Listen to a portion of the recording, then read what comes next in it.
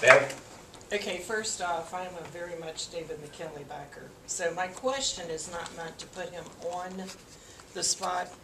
I've been irritated at Mr. Oliverio's campaign, and I full well know that he threw daggers at Mullihan because Mullihan was not going to reveal his taxes.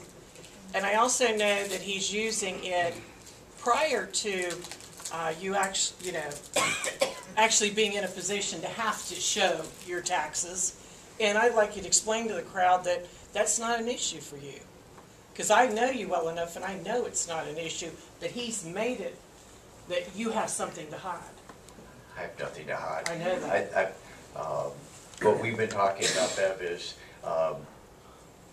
maybe we tie it together, Bev. I'll put mine out when he tells the public, I'm voting for Nancy Pelosi. There you go. Because he has, he just doesn't, he refuses, he was asked on YouTube by a group to answer that, and he wouldn't do it. That's right. If anyone's trying to hide, again, it's not about my opponent though, okay? If you want Nancy Pelosi, then vote for my opponent. That's as simple as that. That's really, I'm not. I'm going to vote for a conservative Republican that's going to fight cap and trade. It's going to repeal the health care bill, and we're going to replace it with something else. It is what I think this room is full of people that want to see that. That's where I am. So he can make these demands.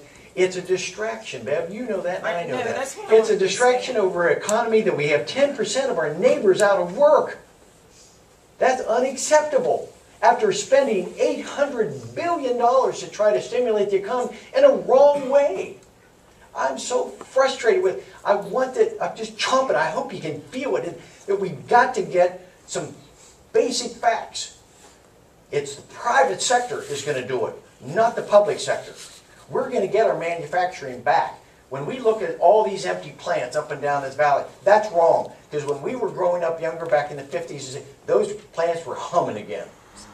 And I think we can get that back if we can get government off our back. John Racy is absolutely correct on that when you go about the EPA and how much they've over-regulated, what they're doing to our coal mines. There are 75 coal permits right now being held up. 75 mines that could be operating coal. 75 mines that could be producing us energy efficiency or energy independence from our enemies overseas.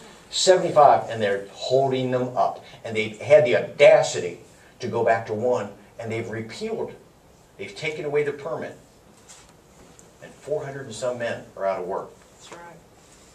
I don't know of any constitutional grounds that once you've given someone authority to start their business, that you can pull that business away from them. And that's what they've done. Because if you start that process again, you're 2 to 3 years before you get mining coal again. This is wrong. This is someone that truly has a war on coal, that doesn't understand it, doesn't understand the fundamentals. We're going to get the House back. You're going to help us get the House back. We're going to get this country back. Thank you very much.